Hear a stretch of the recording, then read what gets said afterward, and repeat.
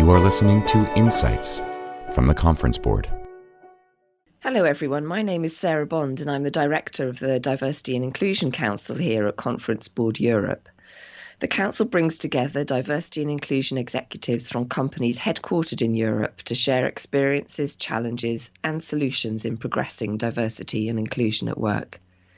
It's a pleasure to welcome you all to this edition of Insights from Conference Board. Insights is a podcast series which helps executives address challenges and stay informed about current issues across the entire spectrum of human capital. Today's podcast marks International Women's Day 2020. The theme of International Women's Day this year is Each for Equal, with a focus on how each of us is contributing to forging a more gender equal world. Today I'll be in conversation with my guest Raashi Sikka to talk about her own experience as a woman in business, about the path that she's forging, and about her work in creating a more gender equal and inclusive workplace. Raashi is the head of diversity and inclusion for Uber across Europe, the Middle East and Africa. Originally from India, she describes herself as having been living the digital nomad life since her early childhood, when her parents decided to move across continents. Exposure to a variety of cultures and the challenges of adapting to the culture's environments of 10 different schools led to her passion for travelling and her focus on diversity and inclusion. In 2013, Raashi joined Uber in New Delhi to help launch and build the brand in the region. 5 years ago, she joined Uber's EMEA recruiting team, where she worked on a number of projects ranging from employer branding to building the campus recruiting program. Today, she's responsible for strengthening the company's diversity and inclusion efforts by nurturing the organisational culture as a foundation. Raashi is also a member of Conference Board's Diversity and Inclusion Council, and it's been a pleasure to get to know her. Prior to Uber, Raashi worked in India's television industry, making her mark as an executive producer for non-fiction shows. So welcome, Raashi. It's really great to have you here with us today, and I'm so delighted that you're able to join us. Thank you so much, Sarah. Thank you, Raashi. Oh, sorry, Derek. Sorry, I was just wondering where do you want us to go from? Thank you so much, Sarah, for having me today. Great to hear from you. Okay, listen, as this podcast is marking International Women's Day, I just wanted to kick off by asking you, Raashi, how did you celebrate International Women's Day this year? Well, we've been pretty much celebrating the whole month. It's Women's History Month as well. So it's been almost by now about 2 weeks of celebrations, and it's been fantastic to see at Uber, our Women at Uber Employee Resource Group, our leadership team and colleagues across the world coming together and marking, the month and the day. One of the themes that we kind of carried forward from last year was wearing the color red. And it's quite symbolic in many ways, and the interpretation varies culturally, but it's a bold color, it's a big color, it symbolizes so many different things to so many different people. So across the world, people either wore the color red on a Monday or a Friday, because International Women's Day was on the 8th, which was a Sunday, and our teams in Middle East, which operate on Sunday, wore red on Sunday as a symbolic gesture. But beyond that, I believe we had over 70 different events across the 60 plus different countries that we operate in to mark and celebrate the day. So, events ranging from fireside chats featuring phenomenal, incredible female talent in the organization, to book clubs and movie screenings, to panels on male allyship. And just yesterday at our weekly Global All Hands, our Women at Uber ERG leads actually showcased all the fantastic work that they've been doing year-round to really drive gender parity at the top and at the level across the organization. So it's been a really fantastic week so far, and I'm looking forward to continuing this, because of course it's one day, it's 1 month in a longer period of time, which is really important in itself, but there's so much more that we need to continue doing. That's brilliant. I love the idea of the dressing in red. I'd never heard of that before. Is that an Uber thing, or is that a international Women's Day thing more globally, or do you know what the roots of that are? Yeah, it's actually, I believe the International Women's Day official color is purple. Yes. But since last year, since 2019, we've been going with red as the theme. It's, we're a global organization spread across so many different markets and so many different, different cultures. And I remember last year in 2019 when we got together and we said we want to mark the day by having people wear a particular color. It looked great in pictures as well, Yes. right? When we look back, of course, seeing those fantastic group moments. And there was a lot of debate and discussion on what should that color be. Should it be white to stand for the women's suffrage movement? Should it be purple in line with International Women's Day? And we aligned on red as as a global team, because it's such a strong color, right? It's powerful, it's strong, it's bold. And when we think about where we want to go as an organization from to reach gender parity across the board, across levels, you have to be bold, right? If we stick to status quo and we keep moving at the pace at which things are moving, we're never going to reach gender parity in our lifetimes. So the color just has a lot of different meanings and connotations for different people, but at the end of the day, it's a very strong, bold, powerful color. Yeah, that's brilliant. I'm going to leave this with a note to self to wear more red. I think that sounds fabulous. Thanks, Raashi, so much for that. And you started giving us a bit about a bit of insight into your role. But before we go down that route, I wanted to ask a bit about yourself and about your own journey as a woman in business, from the 10 different schools that you said that you attended, to your role as executive producer, and then to the role that you're doing at the moment with Uber. What's the path that took you to where you are now? It's a bit of a long story, but I'm going to try and make it fairly concise. So, Sarah, as you know, I think we've discussed this. I describe myself as a bit of a nomad, and I think that's been the one red line through my entire journey.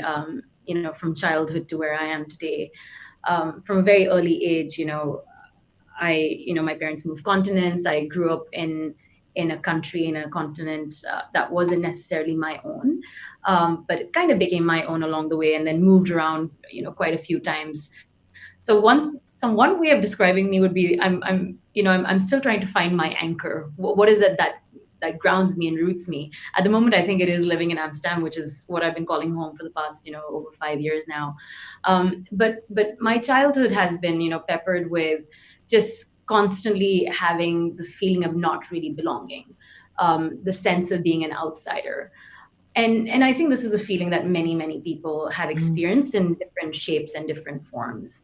But that has, in some shape or form, led me to where I am today in the capacity of leading diversity and inclusion for Uber across Europe, Middle East, Africa. But my career wasn't as straightforward as that. This isn't something that I dreamt of doing as a young child or as a teenager or as a young adult.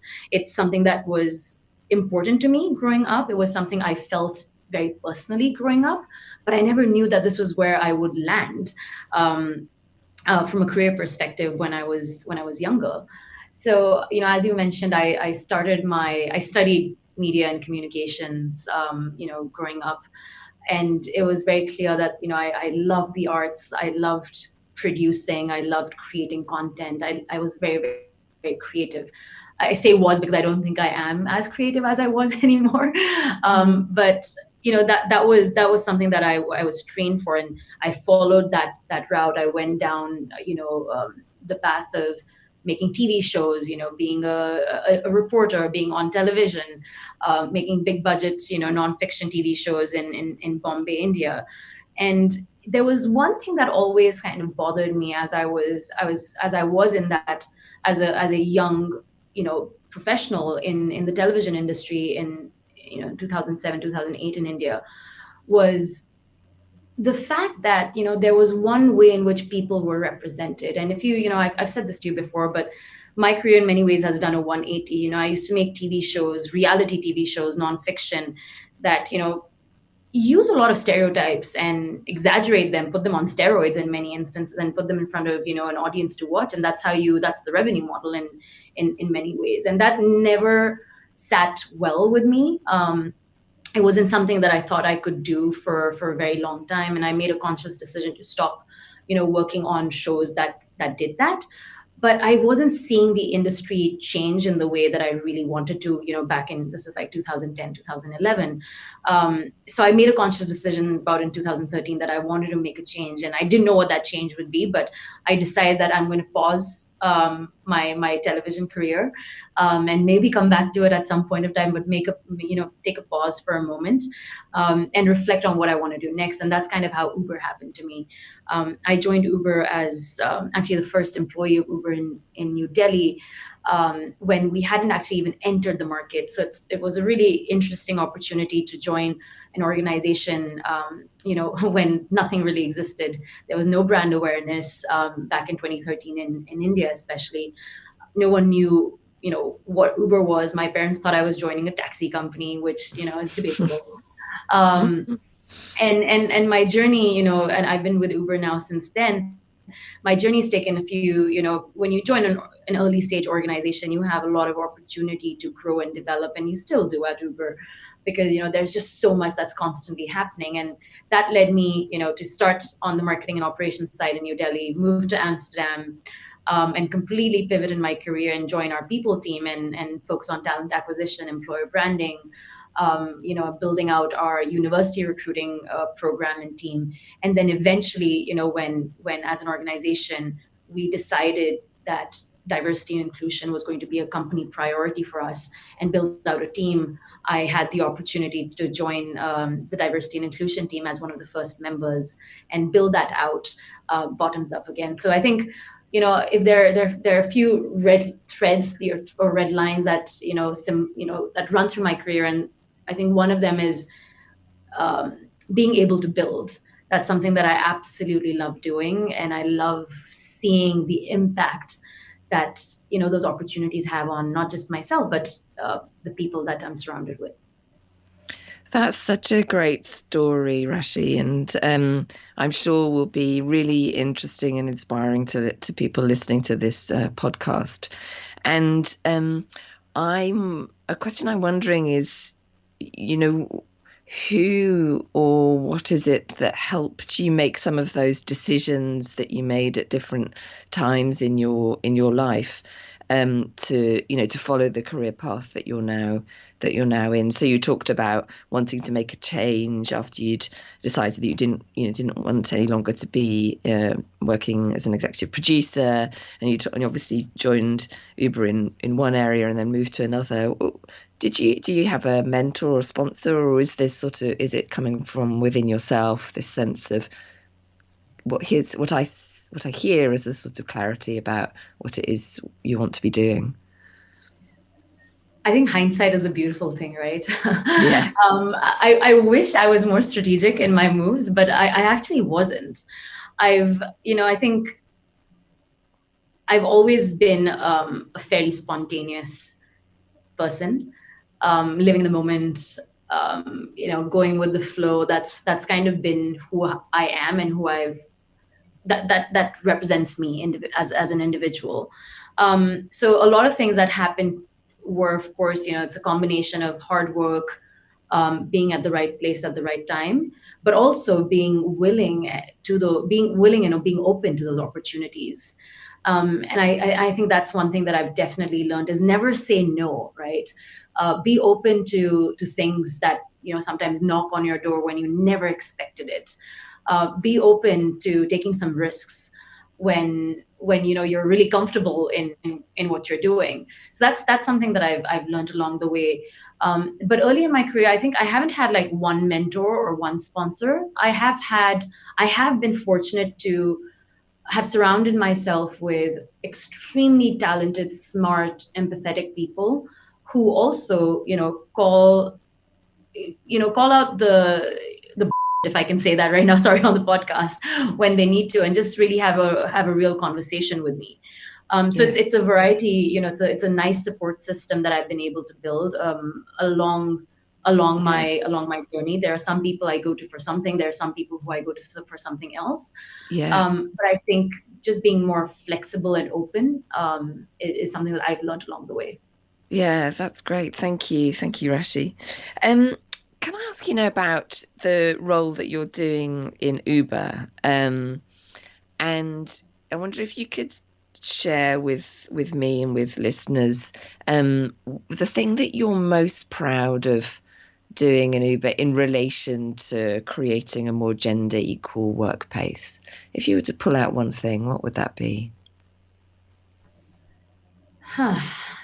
This is hard, but if there's one thing that I am proud and fortunate to have witnessed in my time at Uber is our shift, the shift in mindsets and the shift in our culture. To tell us a bit about that, yeah.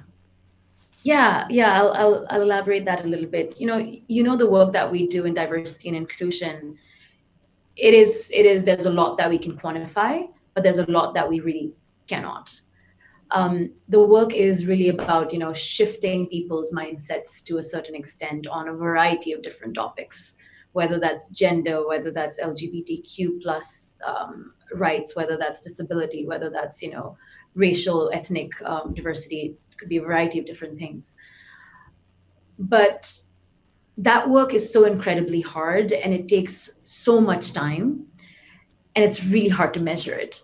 But I think I've been really, really fortunate to have been part of that journey with Uber from the very start. So I've seen Uber from the very beginning because, when I joined the organization, and then I had the opportunity to play an integral role in our cultural transformation journey, which we are still on to a certain extent. And seeing those changes in the way our, employees talk about certain topics, to how our organization is receptive to systemic change, to the way that we're talking about data and analytics as it pertains to demographics, to our leaders just leading with inclusion and empathy.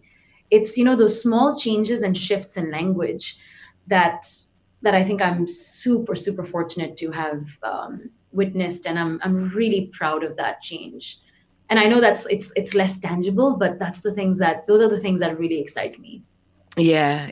I mean, I totally hear about culture change, and it is difficult to measure and define that and to make that specific. And it's just such the core of the work around diversity and inclusion. And I'm wondering, if as a woman in Uber, what changes have you seen over the time that you've been working there that might help make that feeling of a cultural shift more tangible to people listening? Yeah, absolutely. I think representation matters, right? Yeah. So that, if I were to quantify some of that cultural change, I think representation is a great place to look. Looking at our leadership teams, not just our global leadership teams, but our regional leadership teams, our functional leadership teams across the different business units that we have. It's so amazing to see that shift in, not just from a gender perspective, but across the board. But of course, if we look at the numbers, we're seeing our numbers move consistently in the right direction. As it pertains to gender. And that's really, really exciting and exhilarating for us to see. And I think that gives people a lot of confidence, right? It's not just the anecdotal, things that you're feeling, but you're actually seeing a change in leadership. You're seeing a change in the way conversations are being had. You're seeing a change in the way meetings are being run. You're seeing a change in the way project teams are being decided, how promotions are being done, how performance reviews are being conducted. The conversation on disrupting bias is one that employees are having across the board when they're even thinking about designing products. So it's those things that I think add to that cultural transformation. And what would you say on the other side of the coin, Raashi, was the biggest challenge that either you personally have faced in this work or that you think Uber itself is facing in terms of creating a more inclusive, generally a more inclusive working environment, but also maybe specifically thinking about on International Women's Day, thinking about the experience of women in the organization? I don't think Uber is facing anything that's particular to Uber necessarily. I think as I speak with, my peers across different companies and different industries, I think the challenges that organizations are facing are fairly similar. And I say that because I don't, our organizations don't operate in a vacuum, in a bubble. We operate as part of society at large. And things that happen external impact what happens internally in our organizations, right? So people don't leave their biases at the door when they enter our company. They bring it with themselves. They bring all those lived experiences with themselves. So I think, I don't know if there's something unique, specific to Uber in terms of challenges, but I think disrupting biases in the most subtle way, because they creep up and they show up in language every single day, that is a challenge, and there's no silver bullet to fix that, right? If I could wave a magic wand, that would be phenomenal, but that doesn't really exist. So it is the hard work of constantly having those conversations and showing people real data and facts that help support the case. I think, of course, one thing that might be fairly specific to Uber in many ways, but not necessarily, is we are a very, very visible organization. We are written about a lot in the media on a daily basis, and sometimes I think that's a gift, and at other times it can sometimes be detrimental because it leaves you little room for experimentation. And I think this work requires some amount of that.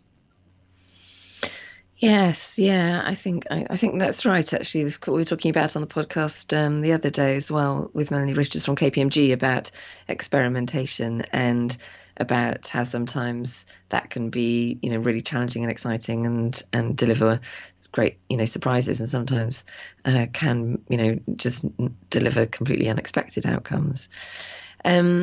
I'm wondering then, I just wanted to draw this podcast to a close by asking you a question about what you're hoping for, Raashi, in terms of the future of gender equality at work. And I don't mean specifically with Uber, although I'd be interested in your views on that, but more generally, what are your hopes about the future of gender equality at work?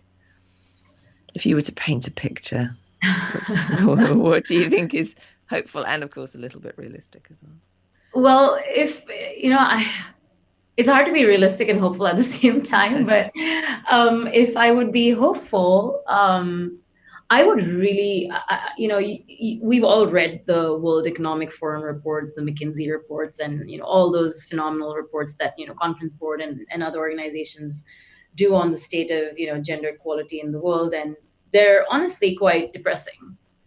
Right, to see that gender parity, gender equality won't be achieved even in our lifetimes. Yes.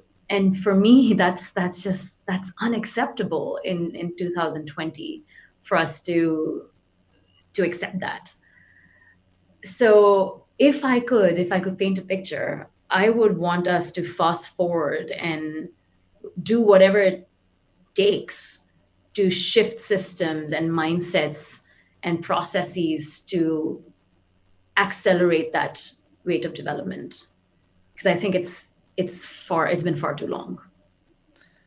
Yeah, thank you so much, Raashi. I think that's a great note to end on, about shifting systems as well as mindsets. It is looking at this as a collective and interconnected set of activities that we need to take. And obviously business has a major role to play at the heart of that.